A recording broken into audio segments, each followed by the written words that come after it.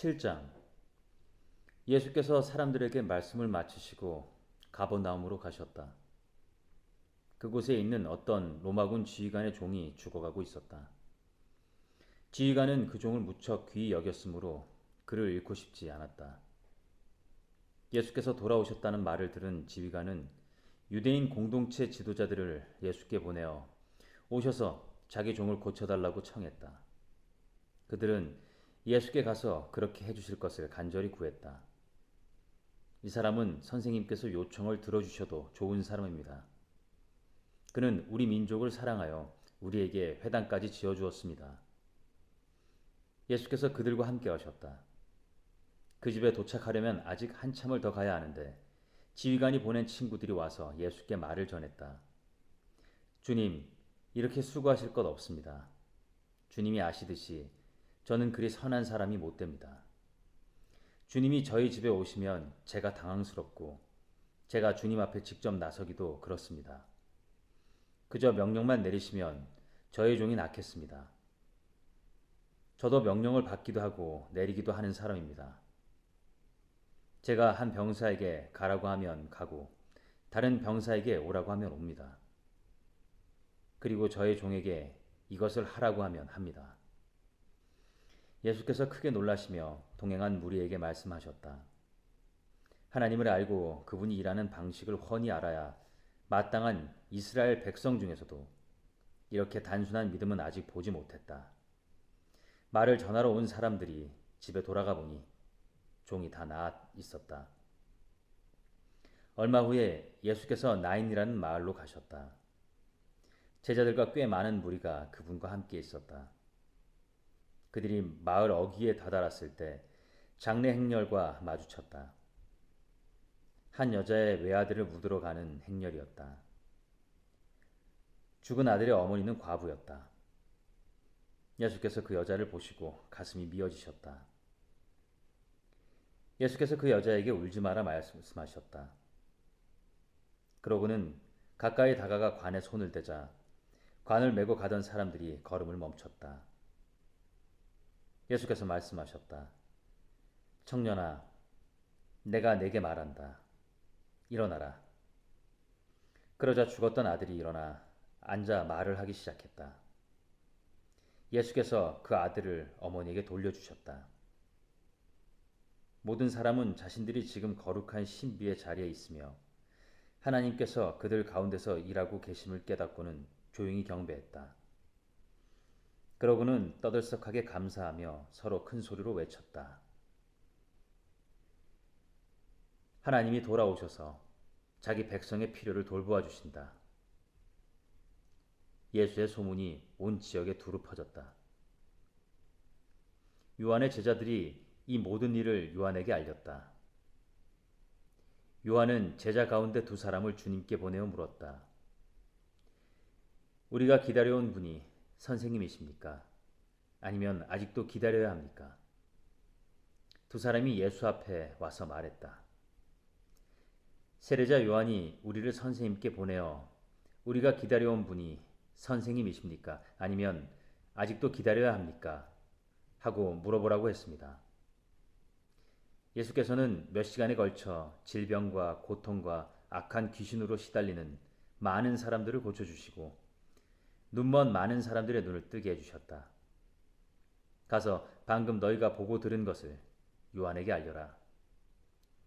눈먼 사람이 보고 저는 사람이 걷고 나병 환자가 깨끗해지고 기먹은 사람이 듣고 죽은 사람이 살아나며 이 땅의 불쌍한 사람들에게 하나님의 환대와 구원이 베풀어지고 있다. 이것이 너희가 기대하던 것이냐? 그렇다면 너희야말로 복된 줄 알아라. 요한이 보낸 사람들이 떠나자 예수께서 요한에 대하여 무리에게 말씀하셨다. 그를 보러 광야로 나갈 때 너희는 무엇을 기대했더냐? 주말을 쉬러 나온 사람이더냐? 아닐 것이다. 그럼 무엇이냐? 멋진 양복을 차려입은 교주더냐? 광야에서는 어림도 없다. 그럼 무엇이냐? 하나님의 메시지를 전하는 사람이냐? 맞다. 하나님의 심부름꾼이다. 너희 평생에 최고의 하나님 심부름꾼일 것이다. 그는 예언자 말라기가 말한 그 심부름꾼이다. 내가 내 심부름꾼을 앞서 보내어 내 길을 평탄하게 만들 것이다. 내가 너에게 최대한 알기 쉽게 설명하겠다. 역사상 어느 누구도 세례자 요한보다 더한 사람이 없다. 그러나 그가 너에게 준비시킨 천국에서는 가장 낮은 사람이라도 요한보다 앞선다. 요한의 말을 듣고 그에게 세례를 받아 천국에 들어온 평범하고 평판이 좋지 않은 사람들이 가장 분명한 증거다. 바리새인과 종교 관리인들은 그런 세례를 거들떠보지도 않았고 자기보다 못한 사람들에게 자기 자리를 내줄 마음도 없었다. 이 세대 사람들을 어떻게 설명할 수 있을까? 그들은 우리는 더 놀고 이야기하고 싶은데 엄마 아빠는 늘 피곤하다고 바쁘다고 해요. 하고 불평을 늘어놓는 아이와 같다. 세례자 요한이 와서 금식하니 너희는 그가 미쳤다고 했다. 인자가 와서 실컷 먹으니 너희는 인자가 술고래라고 했다. 본래 여론조사는 믿을 만한 것이 못되지 않더냐. 음식 맛은 먹어보아야 한다. 바리새인 가운데 한 사람이 예수를 식사에 초대했다. 예수께서 그 바리새인의 집에 가셔서 저녁 식탁에 앉으셨다. 마침 그 동네에 창녀인 한 여자가 있었는데 예수께서 바리새인의 집에 손님으로 와 계신다는 소식을 듣고는 아주 값비싼 향유 한 병을 가지고 왔다. 그 여자는 그분 발치에 서서 울며 그분 발에 눈물을 쏟았다. 그리고 자기 머리카락을 풀어 그분의 발을 닦고 그 발에 입을 맞추고 향유를 발랐다.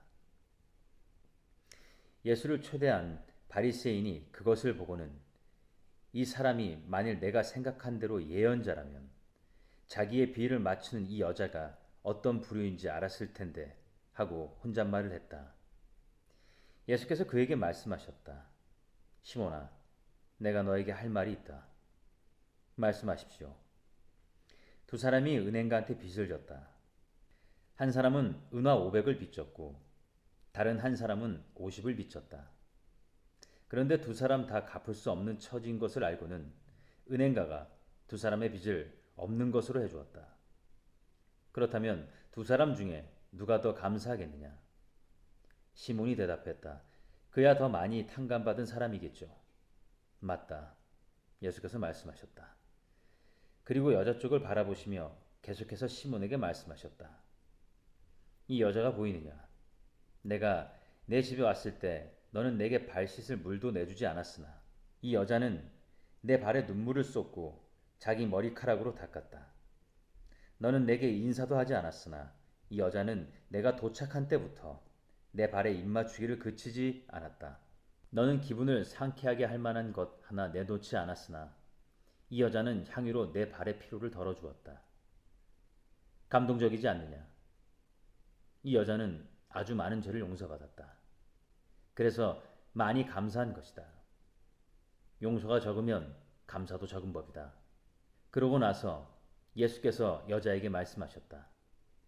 내가 내 죄를 용서한다. 그러자 식탁에 있던 손님들이 그분이 듣지 않는 데서 말했다. 자기가 누구라고 죄를 용서한단 말인가? 예수께서 그들을 무시하고 여자에게 말씀하셨다. 내 믿음이 너를 구원하였다. 평안히 가거라. 8장. 예수께서 계획하신 대로 마을마다 다니시며 하나님 나라를 전하시고 메시지를 퍼뜨리셨다. 12제자가 그분과 함께했다. 일행 중에는 여러 악한 귀신의 괴롭힘과 질병에서 나은 여자들도 있었다. 7 귀신이 나간 막달라라 하는 마리아와 헤롯의 관리인 구사의 아나 요한나와 수산나가 있었고 그 외에도 많은 여자들이 자신들의 재물을 넉넉히 들여서 일행을 섬겼다. 그들이 이 마을 저 마을을 다니는데 많은 사람들이 합류해서 함께 다녔다. 예수께서 그들에게 이 이야기로 말씀하셨다. 농부가 밖에 나가서 씨를 뿌렸다. 더러는 길 위에 떨어져서 발에 밟히고 새들이 먹어버렸다. 다른 씨는 자갈밭에 떨어져서 싹이 났으나 뿌리가 튼튼하지 못해 이내 시들어버렸다. 다른 씨는 잡초밭에 떨어져서 씨와 함께 잡초가 자라 싹을 짓눌러 버렸다. 다른 씨는 비옥한 땅에 떨어져서 풍작을 이루었다. 너희는 듣고 있느냐? 정말로 듣고 있느냐? 제자들이 물었다. 왜 이 이야기를 말씀해 주셨습니까? 예수께서 말씀하셨다. 너희에게는 하나님의 나라를 아는 깨달음이 주어졌다. 너희는 하나님 나라가 어떻게 되어가는지 안다. 다른 사람들에게는 이야기가 필요하다.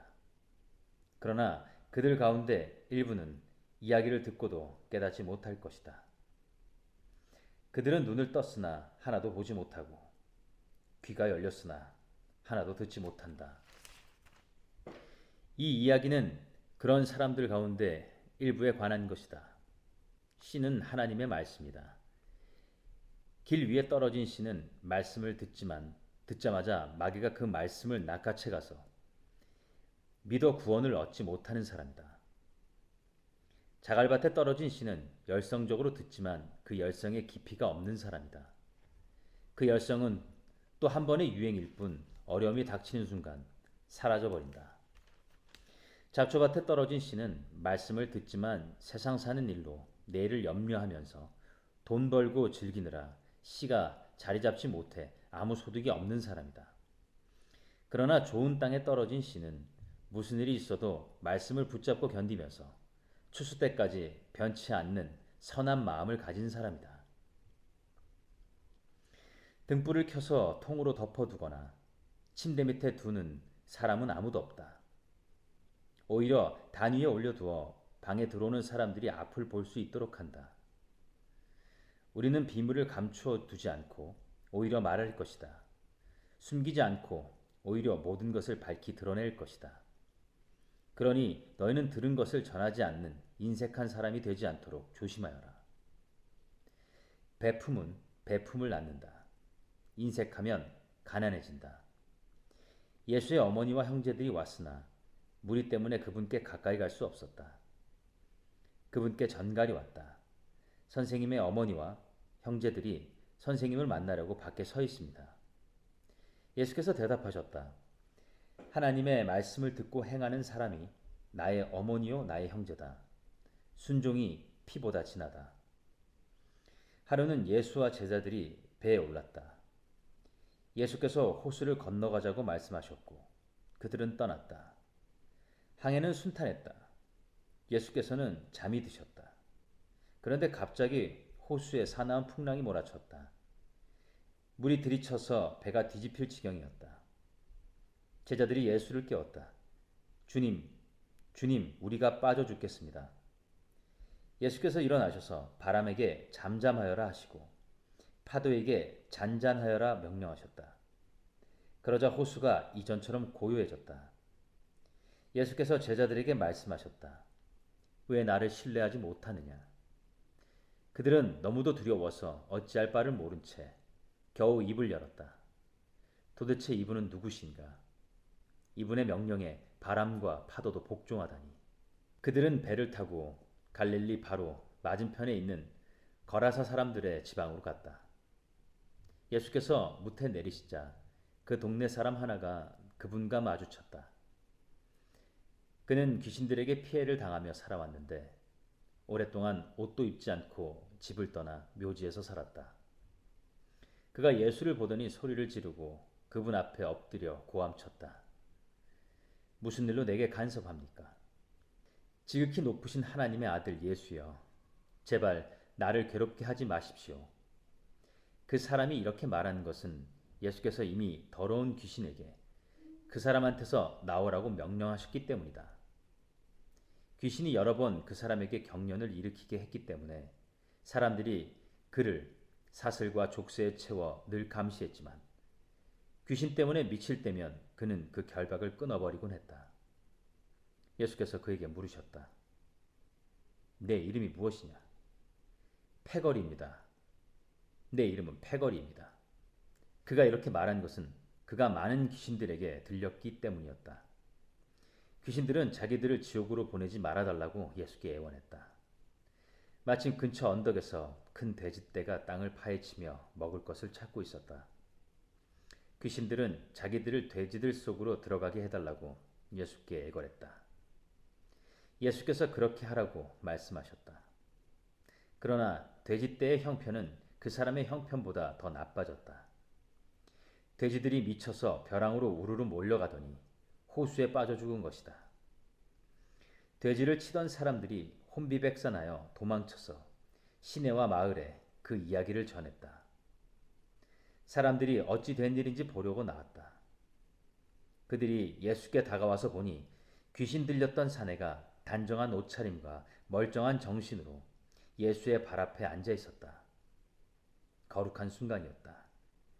잠시지만 그들에게 호기심보다 경외심이 앞섰다. 그때 그 일을 처음부터 목격한 사람들이 귀신 들린 사람이 어떻게 구원받았는지 이야기해 주었다. 그 후에 거라사 지방에서 온 많은 사람들이 예수께 그곳을 떠나달라고 요청했다. 그들은 너무 엄청나고 갑작스러운 변화가 두렵기 때문이다. 예수께서 다시 배를 타고 떠나셨다. 귀신한테 놓인 사람이 자기도 함께 가게 해달라고 간청했으나 예수께서는 그를 돌려보내며 말씀하셨다. 집으로 가서 하나님께서 내게 행하신 일을 전부 말하여라. 그는 돌아가서 예수께서 자기에게 행하신 모든 일을 온 동네에 전했다. 예수께서 오시자 무리가 그분을 반겼다. 그들 모두가 거기서 예수를 기다리고 있었다. 그때 야이로라는 사람이 예수께 다가왔다. 회당장인 그는 예수의 발 앞에 엎드려 자기 집에 가주시기를 애원했다. 12살 난 그의 외동딸이 죽어가고 있었기 때문이다. 예수께서 밀고 당기는 무리를 해치며 그와 함께 가셨다. 그날 무리 가운데 12년 동안 혈루증으로 고생한 여자가 있었다. 그 여자는 가지고 있던 돈을 의사한테 전부 썼으나 어느 누구도 그녀에게 도움이 되지 못했다. 여자는 뒤에서 슬그머니 다가가 예수의 옷자락을 만졌다. 그 순간에 출혈이 멈추었다. 예수께서 말씀하셨다. 누가 내게 손을 대었느냐? 아무도 대서지 않자 베드로가 말했다. 주님, 수많은 사람들이 우리를 애워싸고 있습니다. 손을 댄 사람이 수십 명은 될 것입니다. 예수께서 그냥 지나치지 않으셨다. 내게 손을 댄 사람이 있다. 내게서 능력이 빠져나간 것을 내가 안다. 더 이상 숨길 수 없게 된 여자는 떨며 그분 앞에 무릎을 꿇었다. 여자는 자신이 왜 그분께 손을 댔으며 그 순간 어떻게 병이 나았는지 사람들에게 다 보는 앞에서 털어놓았다. 예수께서 말씀하셨다. 딸아, 너는 나를 신뢰하는 믿음의 모험을 했고 이제 다 나아서 온전해졌다. 잘 살아라. 복되게 살아라.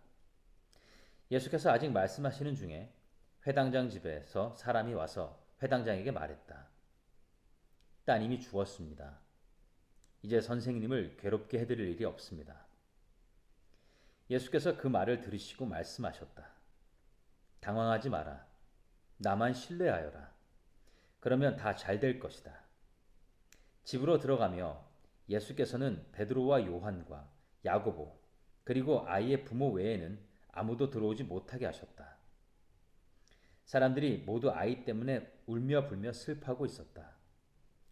예수께서 말씀하셨다. 울지 마라. 이 아이는 죽은 것이 아니라 자고 있다. 사람들은 아이가 죽은 것으로 알고 있었으므로 그분을 비웃었다. 예수께서 아이의 손을 붙잡고 외치셨다. 내 사랑하는 아이야, 일어나라. 아이는 곧바로 일어나서 다시 숨을 쉬었다. 예수께서 아이에게 먹을 것을 주라고 말씀하셨다. 아이의 부모는 기뻐서 어쩔 줄 몰라 했다. 예수께서는 이 일을 알리지 말라고 그들에게 엄히 명하셨다. 이 방에서 일어난 일을 아무에게도 말하지 마라. 9장. 예수께서 12제자를 부르셔서 그들에게 모든 귀신을 다루고 병을 고치는 권세와 능력을 주셨다. 예수께서 하나님 나라의 소식을 전하고 병자를 고치는 일을 제자들에게 맡기셨다. 예수께서 말씀하셨다. 잔뜩 준비하지 마라. 간소하게 하여라. 너희 자신을 준비하여라. 고급 여관도 안 된다. 적당한 곳을 찾아가 떠날 때까지 그곳으로 만족하여라. 사람들이 너희를 맞아들이지 않거든 그 마을을 떠나거라. 소란 피울 것 없다. 무시해 버리고 너희의 길을 가면 된다. 제자들은 위임을 받고서 길을 나섰다. 그들은 이 마을 저 마을 다니면서 하나님의 최신 소식, 곧 메시지를 전했고 가는 곳마다 사람들을 고쳐주었다. 통치자 헤롯은 이런 일들이 진행된다는 이야기를 듣고서 어떻게 받아들여야 할지 몰랐다. 요한이 죽은 자들 가운데서 살아났다고 말하는 사람들도 있고 엘리야가 나타났다고 말하는 사람들도 있고 또 옛 예언자가 출현했다고 말하는 사람들도 있었다. 헤롯은 말했다. 하지만 요한은 내가 목을 베어 죽였다. 그런데 계속해서 내 귀에 이야기가 들려오는 이 사람은 누구냐? 궁금한 마음에 헤롯은 예수가 활동하는 모습을 볼 기회를 노렸다. 사도들이 돌아와서 자기들이 한 일을 보고했다. 예수께서는 그들만 따로 데리고 벳세다라 하는 마을로 근처로 가셨다. 그러나 무리가 눈치를 채고 따라왔다. 예수께서는 그들을 너그럽게 맞아주셨고 하나님 나라에 대해 말씀해 주셨다. 또한 치유가 필요한 사람들을 고쳐주셨다. 날이 저물자 12제자가 말했다. 무리를 보내서 근처 농가나 마을에서 하룻밤 묵을 곳과 먹을 것을 구하게 해야겠습니다. 여기는 인적 없는 외딴 곳입니다. 너희가 그들에게 먹을 것을 주어라. 예수께서 말씀하셨다. 제자들이 말했다. 우리에게 있는 것을 다 긁어 모았지만 빵 5개와 물고기 2마리뿐입니다. 저희가 직접 읍내에 가서 모두가 먹을 만큼 음식을 사오지 않는 한 그것이 전부입니다. 모인 사람의 수가 5,000명이 넘었다. 예수께서 곧바로 제자들에게 말씀하셨다. 사람들을 50여 명씩 무리지어 앉게 하여라. 제자들은 말씀대로 했고 곧 모두가 자리에 앉았다. 예수께서 빵 5개와 물고기 2마리를 손에 들고 하늘을 우러러 감사 기도를 드리고 축복하신 다음 빵과 물고기를 떼어 제자들에게 주시며 사람들에게 나눠주게 하셨다. 사람들이 모두 배불리 먹고 나서 남은 것을 거두니 12바구니가 되었다. 한 번은 예수께서 따로 떨어져서 홀로 기도하시는데 제자들이 가까이에 있었다. 예수께서 물으셨다. 무리가 나에 대해 뭐라고 말하더냐? 나를 누구라고 하더냐? 제자들이 말했다.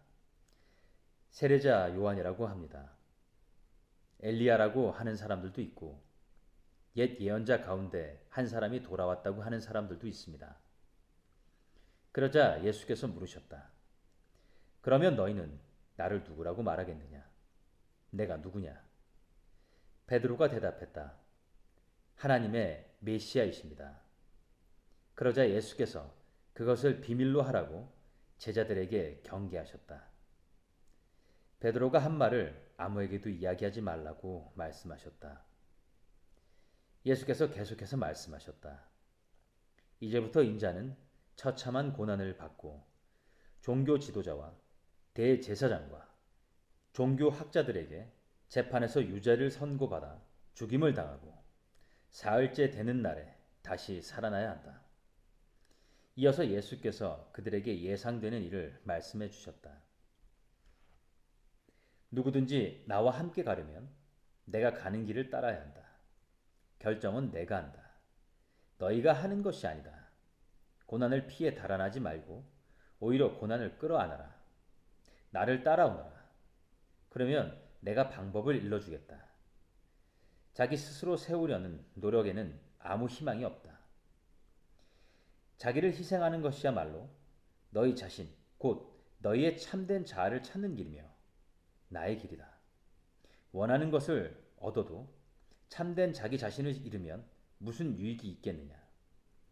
너희 가운데 누구든지 나와 너희를 인도하는 내 방식을 부끄러워하면 인자도 모든 영광에 쌓여 아버지와 거룩한 천사들과 함께 올 때 그를 더 부끄럽게 여길 줄로 알아라. 이것은 믿을 수 없는 훗날의 이야기가 아니다. 잘 알아두어라. 여기 서 있는 사람들 가운데 그런 일이 일어나는 것을 볼 사람도 있다. 그들은 자기 눈으로 하나님 나라를 볼 것이다. 그 말씀을 하시고 여드레쯤 지나서 예수께서 베드로와 요한과 야고보를 데리고 기도하러 산에 올라가셨다. 기도하는 중에 그분 얼굴의 모습이 변하고 그분의 옷이 눈부시게 하얘졌다. 동시에 두 사람이 거기서 예수와 이야기하고 있었다. 알고 보니 그들은 모세와 엘리야였다. 그들의 모습이 몹시 영광스러웠다. 그들은 예수께서 예루살렘에서 이루실 일, 곧 그분의 떠나심에 대해 이야기를 나누었다. 한편 베드로와 그 일행은 잠에 취해 있었다. 그들이 깨어 눈을 비비며 보니 예수께서 영광 가운데 계시고 그 곁에 두 사람이 서 있는 것이 보였다. 모세와 엘리야가 떠난 뒤에 베드로가 예수께 말했다. 주님, 지금은 중대한 순간입니다.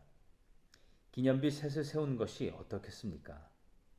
하나는 주님을 위해, 하나는 모세를 위해, 하나는 엘리야를 위해서 말입니다. 이것은 베드로가 무심코 내뱉은 말이었다.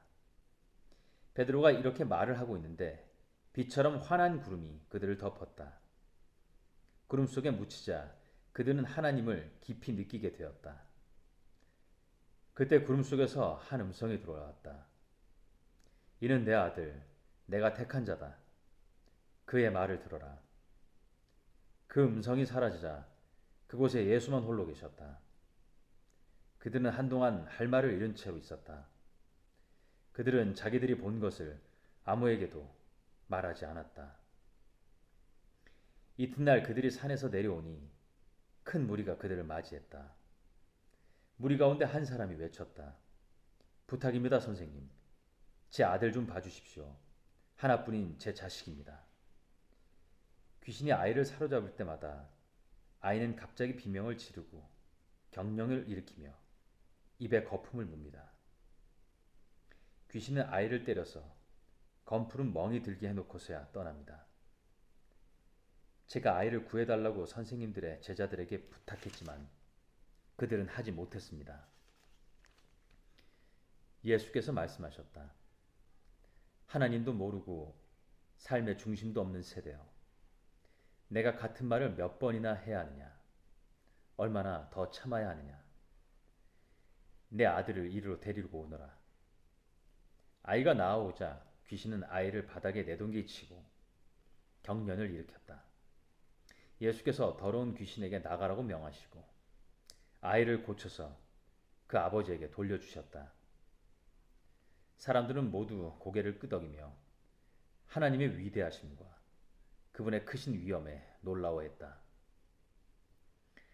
사람들이 둘러서서 그분이 하시는 모든 일을 보고 감탄하고 있는데 예수께서 제자들에게 말씀하셨다. 이제 내가 하는 말 하나하나를 마음에 두고 곰곰이 되새겨 보아라.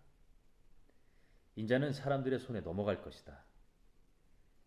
제자들은 예수께서 하시는 말씀을 알아듣지 못했다. 마치 예수께서 외국어로 말씀하셔서 그들이 전혀 감을 잡지 못하는 것 같았다. 당황한 그들은 그 말씀이 무슨 뜻인지 예수께 묻지도 못했다. 제자들은 그들 가운데 누가 가장 유명해질지 말다툼을 벌이기 시작했다. 예수께서 그것이 그들에게 아주 중요한 문제인 것을 아시고 어린아이 하나를 곁으로 데려와 말씀하셨다. 누구든지 이 아이를 나로 여기고 받아들이는 사람은 곧 나를 받아들이는 것이다. 또한 누구든지 나를 받아들이는 사람은 나를 보내신 분을 받아들이는 것이다. 이와 같이 내세울 때가 아니라 받아들일 때 큰 사람이 된다. 중요한 것은 눈에 보이는 크기가 아니라 너희의 영이다. 요한이 당당히 말했다. 주님, 어떤 사람은 주님 이름으로 귀신을 쫓아내는 것을 보고 우리가 막았습니다. 그가 우리에게 속한 사람이 아니어서 그렇게 했습니다. 예수께서 말씀하셨다. 그를 막지 마라. 그가 적이 아니라면 곧 우리 편이다. 승천하실 때가 가까워 오자 예수께서 마음을 단단히 먹고 용기를 내어 예루살렘을 향해 길을 떠나셨다. 예수께서 심부름꾼들을 앞서 보내셨다. 그들은 그분을 맞을 곳을 준비하려고 사마리아의 어느 마을로 갔다. 그러나 그분의 행선지가 예루살렘이라는 것을 안 사마리아 사람들은 그분을 맞아들이지 않았다. 제자인 야고보와 요한이 그 이야기를 듣고 말했다. 주님, 우리가 하늘에서 번갯불을 내려오게 해서 저들을 태워버릴까요? 예수께서 그들을 꾸짖으셨다. 옳지 않다. 그들은 다른 마을로 발걸음을 옮겼다.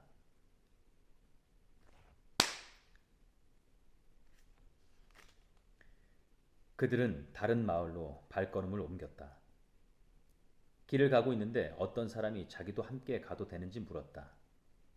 그는 어디든지 주님과 함께 가겠습니다 하고 말했다. 예수께서 잘라 말씀하셨다. 고생할 각오가 되어 있느냐? 너도 알다시피 우리가 묵은 곳은 인류 호텔이 아니다. 예수께서 또 다른 사람에게 말씀하셨다. 나를 따라오너라. 그가 말했다. 그렇게 하겠습니다. 하지만 며칠 말미를 주십시오. 아버지 장례 준비를 해야 합니다. 예수께서 거절하셨다. 중요한 일이 먼저다. 내 본분은 삶이지 죽음이 아니다. 삶은 긴박하다. 하나님의 나라를 알려라. 그때 또 다른 사람이 말했다. 주님, 저는 주님을 따라갈 준비가 되었습니다. 하지만 먼저 집에 정리할 일이 있으니 허락해 주십시오. 예수께서 말씀하셨다. 머뭇거리지 마라. 뒤돌아보지 마라. 하나님 나라를 내일로 미룰 수는 없다. 오늘 기회를 잡아라. 10장. 그 후에 주님께서 70명을 뽑으시고 앞으로 그분이 가시려는 모든 성읍과 지역으로 그들을 둘씩 짝지어 보내셨다. 예수께서 그들에게 당부하셨다. 추수할 것이 이토록 많은데 추수할 일손은 얼마나 적은가. 그러니 추수할 일손을 보내달라고 추수의 하나님께 무릎 꿇고 기도하여라. 가거라. 그러나 조심하여라. 이것은 위험한 일이다. 너희는 이리떼 가운데 있는 어린 양들과 같다. 짐을 가볍게 하고 다녀라. 빛과 칫솔이면 된다. 그 이상은 필요 없다. 길에서 만나는 모든 사람과 노닥거리거나 잡담하지 마라. 어느 집에 들어가든지 그 가족에게 평화를 빕니다 하고 인사하여라. 그들이 너희의 인사를 받아들이면 그곳에 머물러도 좋다. 그러나 받아들이지 않거든 인사를 거두고 나오너라. 억지로 하지 마라. 한 집에 머물면서 거기서 주는 음식을 먹어라. 일꾼이 든든한 세 끼 식사를 하는 것이 마땅하다. 동네에서 음식 솜씨가 좋은 사람을 찾아서 이 집 저 집 옮겨 다니지 마라. 어느 성읍에 들어갔는데 너희를 받아들이거든 그들이 차려주는 것을 먹고 병든 사람은 누구나 고쳐주며 하나님 나라가 바로 너희 문 앞에 있다 말하여라. 어느 성읍에 들어갔는데 너희를 받아들이지 않거든 거리로 나가서 이렇게 말하여라. 우리가 너희한테서 얻은 것이라고는 우리 발의 먼지뿐이다. 이제 그것마저 돌려주겠다. 너희는 하나님 나라가 바로 너희 문 앞에 있었다는 것을 알고 있느냐? 심판 날에 차라리 소돔이 너희를 거부한 성읍보다 나을 것이다. 고라시나 화가 있을 것이다. 벳세다야 화가 있을 것이다. 너에게 주어진 기회의 절반만 두로와 시돈에게 주어졌어도 그들은 오래전에 무릎 꿇고 회개하며 자비를 구했을 것이다. 심판 날에 두로와 시돈이 너희보다 견디기 쉬울 것이다. 가버나움아, 네가 하늘까지 높아질 것 같으냐? 다시 생각해 하여라. 너는 지옥으로 굴러 떨어질 것이다. 너희 말을 듣는 사람은 곧 내 말을 듣는 것이다. 너희를 거부하는 사람은 곧 나를 거부하는 것이다. 그리고 나를 거부하는 것은 나를 보내신 하나님을 거부하는 것이나 마찬가지다. 이런 명이 의기양양해서 돌아왔다. 주님, 귀신들조차 주님의 명령대로 따랐습니다. 주님께서 말씀하셨다. 나도 안다. 사탄이 하늘에서 번갯불처럼 떨어지는 것을 내가 보았다. 내가 너에게 무엇을 주었는지 알겠느냐? 너희는 뱀과 전갈을 밟고 걸어도 무사히 지나갈 것이며 원수의 공격에도 보호받을 것이다. 아무도 너희를 건드릴 자가 없을 것이다. 그러나 위대한 승리는 악을 다스리는 너희의 권세에 있지 않고 너희를 다스리시는 하나님의 권세와 너희와 함께 하시는 그분의 임재에 있다. 너희가 하나님을 위해 하는 일이 아니라 하나님께서 너희를 위해 하시는 일, 바로 그것이 너희가 기뻐해야 할 제목이다. 그때 예수께서 성령으로 한없이 기뻐하셨다. 하늘과 땅의 주인이신 아버지, 이것을 다 아는 체 하는 사람들에게 숨기시고 천진난만한 초보자들에게 보여주시니 감사합니다. 그렇습니다, 아버지. 아버지께서는 이렇게 하기를 기뻐하셨습니다. 나는 아버지에게서 이 모든 것을 받았습니다. 오직 아버지만이 아들이 누구인지 아시며 오직 아들만이 아버지가 누구신지 압니다. 아들은 자기가 원하는 사람 누구에게나 아버지를 소개할 수 있습니다. 그러고 나서 예수께서 제자들에게 따로 은밀히 말씀하셨다. 너희가 지금 보고 있는 것을 보는 눈은 복이 있다. 많은 예언자와 왕들이 너희가 지금 보는 것을 보고 너희가 지금 듣는 것을 들을 수만 있었다면 자신의 오른팔이라도 내놓았을 것이다. 하지만 그들은 희미하게라도 보지 못했고 속삭이는 소리조차 듣지 못했다. 그때 어떤 종교학자가 일어나 예수를 시험하는 질문을 던졌다. 선생님께서 제가 무엇을 해야 영원한 생명을 얻겠습니까? 예수께서 대답하셨다. 하나님의 율법에 어떻게 기록되어 있느냐? 너는 그것을 어떻게 해석하느냐? 그가 말했다. 내 열정과 간과 힘과 지성을 다해 주 너의 하나님을 사랑하라 하였고 또 내 자신을 사랑하는 것 같이 내 이웃을 사랑하라 하였습니다. 잘 대답했다.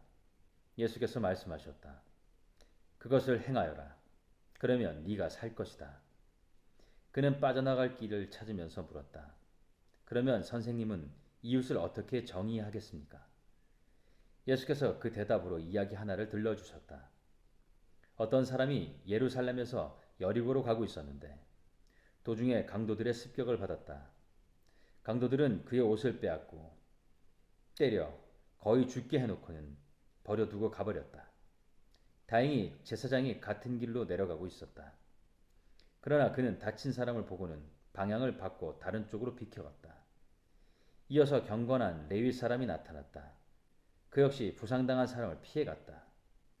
그 길을 가던 어떤 사마리아 사람이 그 사람에게 다가왔다. 사마리아 사람은 그 사람의 처지를 보고는 가엾은 마음이 들었다. 그는 상처를 소독하고 붕대를 감아 응급조치를 한 뒤에 그를 자기 나귀에 태워 여관으로 데려가 편히 쉬게 해주었다. 아침에 그는 은화 2개를 꺼내 여인 주인에게 주면서 말했다. 이 사람을 잘 돌봐 주십시오. 비용이 더 들면 내 앞으로 계산해 두십시오. 내가 돌아오는 길에 갚겠습니다. 내 생각은 어떠냐? 세 사람 가운데 누가 강도 만난 사람의 이웃이 되겠느냐? 종교학자가 대답했다. 친절을 베푼 사람입니다. 예수께서 말씀하셨다. 너도 가서 똑같이 하여라. 계속해서 길을 가다가 예수께서 마을에 들어가셨다. 마르다라고 하는 여자가 그분을 맞아 편히 쉬도록 모셨다. 그녀에게 마리아라는 동생이 있었는데 마리아는 주님 옆에 앉아 그분의 말씀을 경청하고 있었다. 그러나 마르다는 해야 할 온갖 부엌 일로 마음이 분주했다. 얼마 후에 마르다가 그들의 이야기를 끊고 끼어들었다. 주님, 제 동생이 부엌 일을 저한테만 떠넘기고 있는데 그냥 두십니까? 저를 좀 거들어 주라고 동생에게 말씀해 주십시오. 주님께서 말씀하셨다. 마르다야, 사랑하는 마르다야, 내가 지나치게 염려하여 아무것도 아닌 일로 흥분하고 있구나. 마리아는 가장 중요한 한 가지 일을 택했다. 그러니 마리아는 그것을 빼앗기지 않을 것이다. 11장. 하루는 예수께서 한 곳에서 기도하고 계셨다. 예수께서 기도를 마치자 제자들 가운데 한 사람이 말했다. 주님, 요한이 자기 제자들에게 한 것처럼 저희에게도 기도를 가르쳐 주십시오. 그러자 예수께서 말씀하셨다. 너희는 기도할 때 이렇게 하여라. 아버지, 아버지가 어떤 분이신지 드러내소서. 세상을 바로 잡아주소서. 든든한 새끼 식사로 우리가 살아가게 하소서. 아버지께 용서받은 우리가 다른 사람들을 용서하게 하소서. 우리를 우리 자신에게서와 마귀에게서 안전하게 지켜주소서. 예수께서 말씀하셨다. 너희가 한밤중에 친구에게 가서 이렇게 말하면 어떻게 될지 상상해 보아라. 친구여, 내게 빵 3덩이를 빌려주게. 옛 친구가 여행을 하다가 방금 찾아왔는데 내 수중에 아무것도 없네. 친구가 침대에서 대답했다. 귀찮게 굴지 말게. 문도 닫혔고 아이들도 다 자려고 누웠다네. 그러니 내가 일어나 자네에게 아무것도 줄 수가 없네. 그러나 내가 너희에게 말한다. 비록 그가 친구라는 이유로는 일어나지 않더라도 너희가 물러서지 않고 그 자리에서 서서 계속 문을 두드려 이웃들을 다 깨운다면 그가 일어나서 무엇이든지 필요한 것을 줄 것이다. 내가 하려는 말은 이것이다. 구하여라. 그러면 받을 것이다. 찾아라. 그러면 발견할 것이다. 두드려라. 그러면 문이 열릴 것이다. 하나님과 흥정하지 마라. 솔직하게 말씀드려라. 필요한 것을 구하여라. 우리는 쫓고 쫓기는 게임이나 숨바꼭질을 하고 있는 것이 아니다. 너희 어린 아들이 생선을 달라고 하는데 살아있는 뱀을 접시에 담아 아이를 무섭게 하겠느냐? 너희 어린 딸이 계란을 달라고 하는데 거미를 주며 아이를 속이겠느냐? 너희가 아무리 악해도 그런 생각은 하지 않을 것이다. 너희도 자기 자식에게는 최소한의 예의를 지킨다. 그렇다면 너희를 사랑으로 잉태하신 아버지께서 너희가 구할 때 성령을 주시지 않겠느냐? 예수께서 어떤 사람을 말 못하게 하는 귀신에게서 구해주셨다.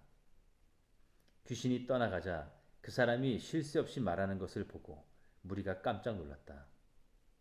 그러나 그들 가운데 더러는 빈정대며 말했다. 마술이다. 소매자락에서 마귀의 속임수를 끄집어낸 것이다. 또 어떤 사람은 미심쩍은 태도를 보이면서 그분이 굉장한 기적으로 자신을 입증해 주기를 바라며 서성댔다. 예수께서 그들의 생각을 아시고 말씀하셨다. 장기간 내전을 벌이는 나라는 황폐해진다. 늘 싸움질하는 가정은 무너지게 마련이다. 사탄이 사탄을 없애면 어느 사탄이 남아있겠느냐? 너희는 내가 귀신들의 왕인 마귀와 한패가 되어 귀신을 쫓아낸다고 비난한다. 그러나 너희가 나를 마귀라고 욕하며 마귀 쫓아내는 마귀라고 부른다면 너희의 귀신 쫓아내는 자들에게도 똑같은 욕이 되지 않겠느냐? 그러나 내가 하나님의 손가락으로 귀신들을 몰아내는 것이라면 하나님의 나라가 확실히 여기 있는 것이다. 강한 사람이 완전 무장하고 자기 집 마당에 지키고 서 있으면 그의 재산은 끄떡없이 안전하다. 그러나 더 강한 사람이 더 강한 무기를 들고 오면 어찌 되겠느냐? 그는 자기 수법에 자기가 당하고 말 것이다. 그가 그토록 믿었던 무기고는 탈취당하고 귀한 재물이 약탈당한다. 이것은 전쟁이며 중립지대가 없다. 내 편이 아니라면 너희는 내 적이다. 돕지 않으면 방해하는 것이다. 사람에게서 쫓겨난 더러운 귀신은 광야를 이리저리 떠돌며 자기가 들어갈 만한 오아시스, 곧 순진한 영혼을 찾아다닌다. 아무도 찾지 못하면 귀신은 내가 전에 있던 소굴로 돌아가자 하고 말한다. 돌아가 보니 그 사람 안은 쓸고 닦아 깨끗한데 텅 비어 있다. 그래서 귀신은 달려가서 자기보다 더 더러운 귀신을 7이나 끌어 모아서는 다 함께 그 사람 안에 들어가 난장판을 벌인다. 결국 그 사람의 상태는 깨끗함을 받지 않았던 처음보다 훨씬 나빠진다. 예수께서 이 말씀을 하고 있는데 웅성거리는 무리 가운데서 어떤 여자가 목소리 높여 말했다. 선생님을 뵌 태와 선생님을 먹인 가슴은 복이 있습니다. 예수께서 덧붙이셨다. 하나님의 말씀을 듣고 자기 삶으로 그 말씀을 지키는 사람이 훨씬 더 복이 있다. 무리가 점점 늘어나자 예수께서 화제를 바꾸셨다. 이 시대의 풍조가 다 잘못되었다. 사람마다 증거를 찾고 있으나 엉뚱한 증거를 찾고 있다. 너희는 너희의 호기심을 만족시켜주고 기적에 대한 너희 욕망을 채워줄 무언가를 찾고 있다. 그러나 너희가 얻게 될 유일한 증거는 요나가 니느웨 사람들에게 준 증거뿐이다. 그것은 전혀 증거처럼 보이지 않는다. 인자와 이 시대는 요나와 니느웨 같다. 심판날에 니느웨 사람들이 일어나 이 세대를 정지할 증거를 내놓을 것이다. 요나가 설교할 때 그들이 자신들의 삶을 고쳤기 때문이다. 요나보다 더 큰 설교자가 여기 있는데도 너희는 증거를 따지고 있다. 심판날에 시바 여왕이 앞에 나와서 이 세대를 정죄할 증거를 제시할 것이다. 여왕이 지혜로운 솔로몬의 말을 들으려고 먼 땅 끝에서부터 찾아왔기 때문이다. 솔로몬의 지혜보다 더 큰 지혜가 바로 너희 앞에 있는데도 너희는 증거 운운하며 억지를 부리고 있다. 등불을 켜서 서랍 속에 숨겨두는 사람은 아무도 없다. 등불은 단 위에 둔다. 그래야 방에 들어오는 사람들이 그 빛 덕분에 자신이 어디로 가는지 보고 다닐 수 있다. 내 눈은 내 온몸을 밝혀주는 등불이다. 내가 경의와 믿음으로 눈을 크게 뜨고 살면 내 몸은 빛으로 가득해진다. 내가 탐욕과 불신으로 곁눈질하고 살면 네 몸은 음습한 지하실이 된다. 네 몸은 곰팡내 나고 어두침침하게 되지 않으려면 눈을 뜨고 살면서 내 등불이 계속 타오르게 하여라. 빛이 가장 잘 드는 내 방처럼 내 삶도 늘 빛이 잘 들게 하여라. 예수께서 이 말씀을 마치자 바리새인 하나가 그분을 저녁 식사에 초대했다. 예수께서 그의 집에 들어가 식탁 앞에 앉으셨다. 바리새인은 예수께서 식사 전에 손을 씻지 않은 것을 보고 기분이 언짢았다. 그러자 주님께서 그에게 말씀하셨다. 너희 바리새인들이 햇빛에 반짝일 정도로 컵과 접시 겉에 광을 내는 것을 나는 알고 있다. 그러나 나는 너희 속에 탐욕과 은밀한 악이 득실거리는 것도 알고 있다. 미련한 바리새인들아, 겉을 지으신 분께서도 속도 지으시지 않았겠느냐. 너희 주머니와 너희 마음 둘 다를 뒤집어서 가난한 사람들에게 후히 베풀어라. 그러면 너희의 그릇과 손뿐 아니라 너희의 삶도 깨끗해질 것이다. 나는 이제 너희라면 지긋지긋하다. 너희 바리새인들아, 사기꾼들아, 너희는 도무지 구제불능이구나. 너희는 꼼꼼히 장부를 적어가며 동전 하나에까지 11조를 내지만 정의와 하나님의 사랑 같은 기본적인 것에서는 용케도 빠져나갈 길을 찾아낸다. 정성스러운 장부 정리도 좋지만 기본은 반드시 해야 하는 것이다. 너희 바리새인들아, 사기꾼들아, 너희는 도무지 구제불능이구나.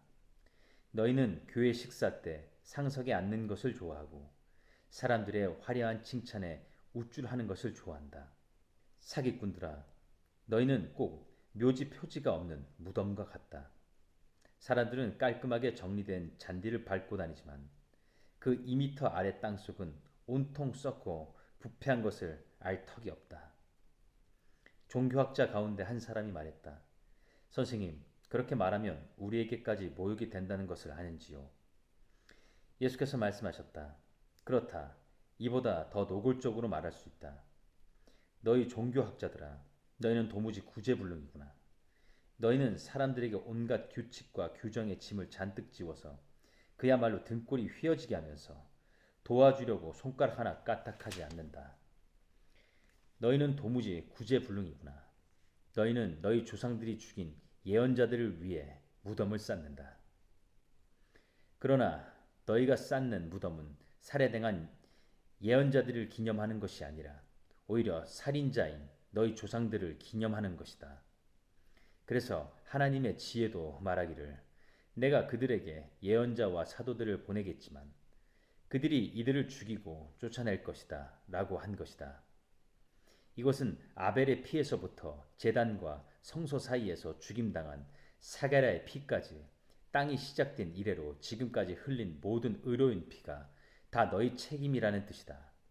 그렇다. 그것이 이 세대의 계산서에 올라와 있으니 이 세대가 갚아야 할 것이다. 너희 종교학자들아, 너희는 도무지 구제불능이구나. 너희는 지식의 열쇠를 가지고 있지만 문을 열지 않고 오히려 잠가버렸다. 너희 자신도 들어가려 하지 않고 다른 사람들도 들어가지 못하게 한다. 예수께서 식탁을 떠나시자마자 종교학자와 바리새인들이 격분했다. 그들은 어떻게 그분 입에서 나오는 말로 그분을 함정에 빠뜨릴까 모의하며 그분이 하신 말씀을 하나하나 따져보았다. 12장 어느새 무리가 수천 명으로 엄청나게 늘어나 서로 발에 밟힐 지경이 되었다. 그러나 예수의 1차적인 관심은 제자들에게 있었다. 예수께서 제자들에게 말씀하셨다. 바리새인들의 누룩, 바리새인들의 거칠에 더럽히지 않도록 주의하여라. 너희는 자신의 참 자아를 영원히 감춰둘 수 없다. 머지않아 본 모습이 드러나게 되어 있다. 너희는 종교의 가면 뒤에 영원히 숨을 수 없다. 머지않아 가면 벗겨지고 진짜 얼굴이 드러날 것이다. 너희가 은밀한 데서는 이렇게 속삭이고 사람들 앞에서는 그와 정반대로 전할 수 없다. 너희가 속삭이며 한 말을 온 동네에 대고 다시 말할 날이 올 것이다. 나의 사랑하는 친구인 너희에게 말한다. 종교 불량배들이 허세를 부리며 위협한다고 해서 침묵하거나 진실함을 잃어서는 안 된다. 물론 그들이 너희를 죽일 수는 있겠지만 그 후에 너희를 어찌할 수 있겠느냐. 그들이 너희 존재의 중심인 너희 영혼에 할 수 있는 일이란 아무것도 없다. 너희는 너희 삶 전체, 몸과 영혼, 그 손에 붙잡고 계시는 하나님만 두려워하면 된다. 애완용 까나리아 2-3마리의 값이 얼마더냐? 푼돈이 아니야. 그러나 하나님은 한 마리라도 절대 그냥 지나치지 않으신다. 그분께서 너희에게 더 정성을 쏟으신다. 세세한 것까지 일일이 돌보시며 심지어 너희의 머리카락까지 다 세신다. 그러니 괴롭히는 자들의 이런저런 말에 겁먹지 마라. 너희는 까나리아 수백만 마리보다 더 귀하다. 너희는 사람들 앞에서 내 편을 들어라. 그러면 인자도 하나님의 모든 천사들 앞에서 너희 편을 들 것이다. 그러나 너희가 나를 모른 척 한다면 내가 하나님의 천사들 앞에서도 너희를 변호해 줄 것 같으냐. 너희가 오해나 무지로 인해 인자를 비방하면 그것은 그냥 넘어갈 수 있다. 그러나 성령을 겨냥해 고의로 하나님을 공격하면 그것은 그냥 넘어갈 수가 없다. 사람들이 너희를 회당이나 직결 재판소에 재판관 앞으로 끌고 가더라도 너희는 자신을 변호한 일로 무엇을 어떻게 말해야 할지 걱정하지 마라. 꼭 맞는 말이 떠오를 것이다. 때가 되면 성령께서 꼭 맞는 말을 너에게 주실 것이다. 무리 가운데 누군가 말했다. 선생님, 제 형에게 명하여 집안의 유산을 제게 공평하게 떼어주라고 말씀해 주십시오. 예수께서 대답하셨다. 이 사람아, 어떻게 내 일이 너희의 재판관이나 중재자가 되는 것이겠느냐? 예수께서 사람들에게 말씀하셨다.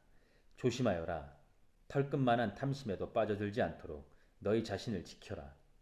너희의 소유가 많더라도 그 소유가 너희의 삶을 규정해 주지 않는다. 그 후에 예수께서 그들에게 이런 이야기를 들려주셨다. 어느 부자의 농사가 풍년이 들었다. 그가 혼잣말로 말했다. 어쩌지? 이 수확물을 두기에 내 창고가 좁구나. 그러다가 이렇게 말했다. 이렇게 하자. 창고를 헐고 더 크게 짓자. 그리고 내 곡식과 재산을 다 모아들이고 내 자신에게 이렇게 말해야겠다. 잘했다. 너는 크게 성공했으니 이제 은퇴도 좋다. 편안히 내 인생을 즐겨라. 바로 그때 하나님께서 나타나 말씀하셨다. 어리석은 사람아, 오늘 밤 너는 죽는다. 그러면 창고에 가득한 네 재산은 누구 것이 되겠느냐? 너희의 창고를 하나님이 아니라 너희의 자아로 채우면 바로 이렇게 된다. 예수께서 같은 주제로 제자들에게 더 말씀하셨다. 너희는 식사 때 식탁에 무엇이 오르고 옷장에 있는 옷들이 유행에 맞는지 따위로 안달하며 설치지 마라. 너희 내면의 삶은 뱃속에 넣는 음식이 전부가 아니며 너희 겉모습도 몸에 걸치는 옷이 전부가 아니다. 까마귀를 보아라. 얼매일 것이 없이 자유롭고 업무에 속박되지 않으며 하나님이 돌보시니 염려가 없다. 너희는 그 까마귀보다 훨씬 더 소중하다. 거울 앞에서 설친다고 해서 키가 1cm라도 커진 사람이 있더냐? 그래봐야 소용없는 일인데 왜 야단 법석을 떠느냐? 들판에 나가 들꽃을 보아라. 들꽃은 외모 때문에 안달복달하는 법이 없지만 너희는 여태 그런 색깔이나 디자인을 본 적이 있느냐? 이 나라의 남녀 베스트 드레서 10명이라도 그 꽃 옆에 서면 초라해 보인다. 아무도 보아주지 않는 꽃들에게도 그토록 정성을 들이시는데 하물며 하나님께서 너희를 돌보시고 자랑스러워하시며 너희를 위해 최선을 다하시지 않겠느냐. 나는 지금 너희로 여유 갖게 하려는 것이며 손에 넣는데 온통 전신을 빼앗기지 않게 해서 베푸시는 하나님께 반응하도록 하려는 것이다. 하나님과 그분의 일하시는 방식을 모르는 사람은 그런 일로 안달하지만 너희는 하나님을 알고 그분의 일하시는 방식도 안다. 너희는 하나님이 실체가 되시고 하나님이 주도하시며 하나님이 공급하시는 삶에 흠뻑 젖어 살아라. 너희 매일의 삶에 필요한 것을 하나님께서 모두 채워줄 것이다.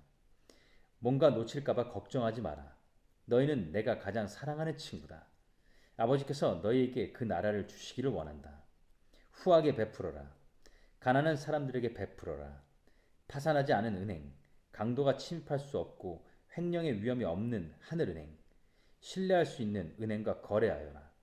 너희는 너희 보물이 있는 곳에 가장 있고 싶어 할 텐데 결국 그렇게 될 것이다. 그것이 당연하지 않겠느냐. 늘 옷을 입고 불을 밝혀두어라. 너희는 주인이 신혼여행에서 돌아오기를 기다리며 주인이 도착해 문을 두드리면 열어주기 위해 깨워서 준비하고 있는 종들처럼 되어라.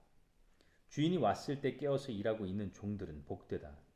주인이 앞치마를 두르고 그들을 식탁에 앉게 해서 식사를 대접하며 그들과 결혼 잔치를 함께 할 것이다. 주인이 밤 몇 시에 오든 상관없이 깨어있는 그들은 복되다.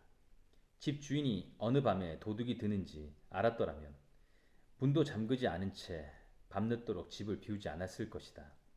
그러니 너희는 흐트러지거나 긴장을 늦추지 마라. 너희가 예상하지 못한 때에 인자가 올 것이다. 베드로가 말했다. 주님, 이 이야기는 우리에게 하시는 것입니까? 아니면 모든 사람에게 하시는 것입니까? 주님께서 말씀하셨다. 너희에게 묻겠다. 주인이 자기 일꾼들을 맡겨서 그 일꾼들을 제때에 잘 먹이게 할 만큼 사리가 밝고 믿을 만한 관리인 누구냐? 주인이 나타날 때 자기 본분을 다하고 있는 사람은 복된 사람이다. 그러나 관리인이 주인이 더디 온다 생각하고는 일꾼들을 학대하고 친구들을 불러 모아 파티를 벌여 술에 취한다면 생각지도 못한 때 주인이 돌아와서 그를 호되게 매질하고 부엌수로 돌려보내 감자 껍질을 벗기게 할 것이다.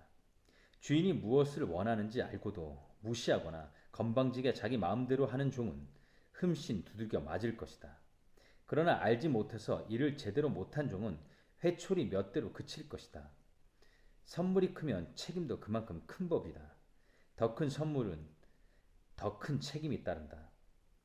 나는 이 땅에 불을 지르러 왔다. 바로 지금 이 땅이 활활 불타고 있다면 얼마나 좋겠는가. 나는 모든 것을 바꾸고 모든 것을 제대로 뒤집으려고 왔다.